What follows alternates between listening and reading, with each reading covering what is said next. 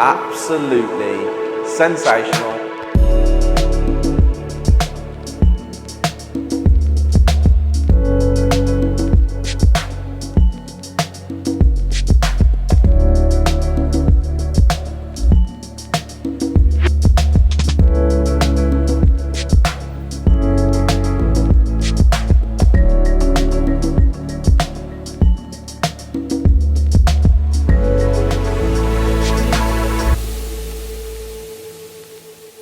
January the 8th, 2023, change your life. It's going to be my biggest event, I believe, in 2023 because I know how I changed my life. So if you are unsure on which way to go in the property world, if you're sitting at home now or at work and thinking, how the hell do I get out of my current situation? Or how do I progress and scale? I have the answer. Come down to my seminar, listen to what I have to say, and by the time you leave, you will have a clear indication of what you need to do. Guys, this is free. The tickets are free, 400 tickets. Please get up, sign up, turn up, and make the decision to change your life. So here we are, guys. We're inside this incredible barn with the owner, who is now going to introduce himself. I'm Ste Hamilton, owner and founder of New Home Company. This is incredible. Thank you. Absolutely sensational, 10 out of 10. So we're gonna get straight into it because people love to talk about numbers. Okay. So you purchased this as a barn or Yep. a cowshed, Yep. which you guys can see, Dilapidated barn. dilapidated barn. What was the cost? Bit of a story to that, to be honest with Yes. you. You know, so the barn was on the market for 500,000 and I offered 400 and it went for 475. Come back on the market, I offered 400 again and it went for 450.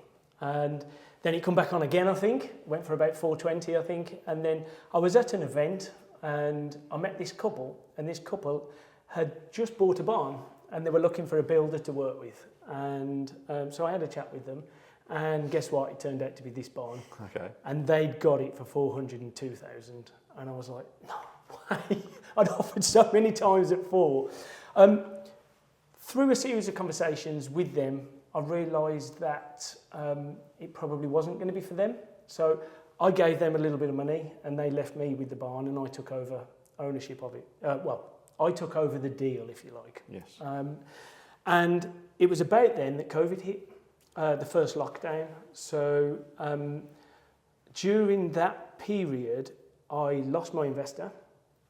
And in addition to that, I was realising there wasn't going to be enough time to actually build this barn. Because with Class Q, which is what this barn has, you have to have built it within 3 years.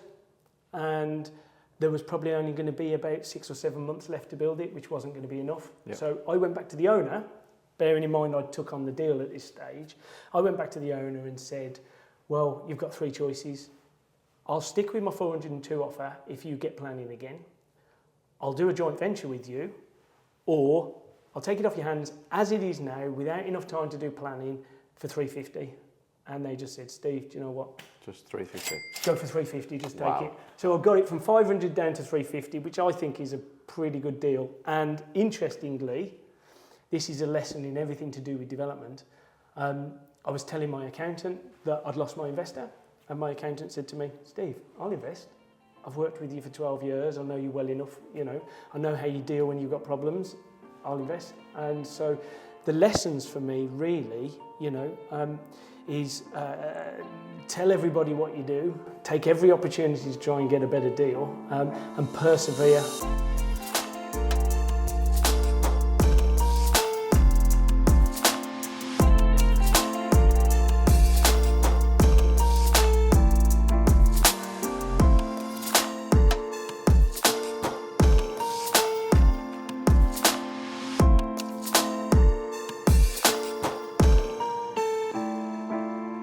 When I bought it, it had planning for 3 2-beds.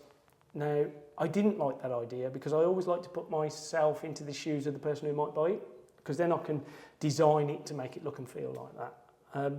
I couldn't see myself buying a £400,000 2-bed house. So I felt it needed to be a 3 or 4 bed. I'd figured we could have gone back for planning and rebuilt it further out, but that would take a lot longer and I wouldn't be definitely getting it, and I wanted to get underway. Yeah. And I don't actually think it would have given me a better GDV, because GDV being gross development value, or the value you're selling it for, because I actually think splitting this into 2 made a better GDV, and also it made a better GDV because it's something really unique. You wouldn't build something like this. You convert something like this to make it look like that, and you embrace the original design and ethos of the barn. It's very unique. Yes. And it has a great feeling here. I absolutely love it. Because they're unique, it enables you to charge that premium, and but don't get into the false economy of thinking because the building's already there that it's cheaper than a new build, because it isn't. Yeah. That surprised me massively. Lots of people band about square metre rates. Very difficult to do that with a barn, but if you were talking nowadays £1,800 a square metre for new build, you're probably talking more like 2 to 2.5 for barn conversions. Yeah. A, because it's difficult. B, because usually they're higher end. Because you wouldn't do a £100,000 barn, A, because you can build it for that, and B, because people do pay a premium to live in a barn.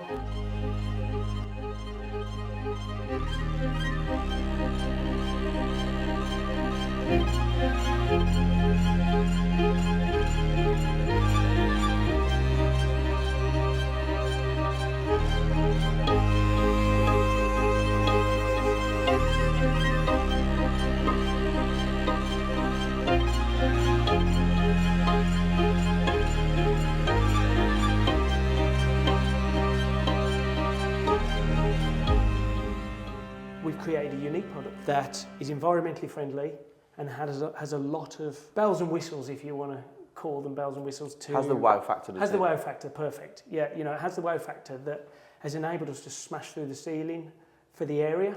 Now, when I appraised this, I was I appraised it based upon selling them for between 650 and 700. Yeah. Because I didn't know what product I was going to create at that time. I just knew the figures worked at that. Pound per square foot for the area ranges from its lowest £291 a square foot to its highest £491 a square foot. So when it came to creating the final value, the agent said to me, well, really you should focus on 750 because, you should focus on 750,000 because that's £500 a square foot. I was pretty confident that I would get 790, 795. So after a few more conversations, the agent's still keen on me going for 750. You wouldn't expect to smash the ceiling. So they were right with that proposal, being at the high end, 110% of what's the highest. Well, actually, we've got, 790 for that one there and 795 for this one. And that is £565 a square foot. And the highest was 491. The highest was 491. So, in a way, the additional cost. So it's cost me more to build. It's cost me more to build because materials have cost more, labour's cost more. It's cost me more to build because I've put more stuff in it. Hadn't planned right at the start. I'd love to pretend I knew it was going to be environmentally friendly, all that sort of. We were going to use all them technologies, but I didn't. I love the honesty as well.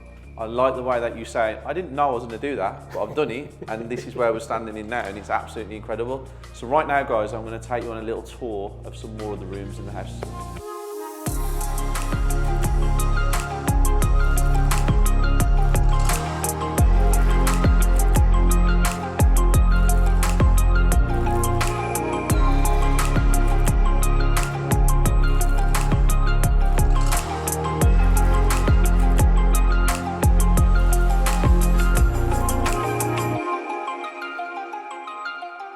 And the final thing I would say, almost on every development project, is start your utilities early because that was one of our Achilles heels on this. Okay.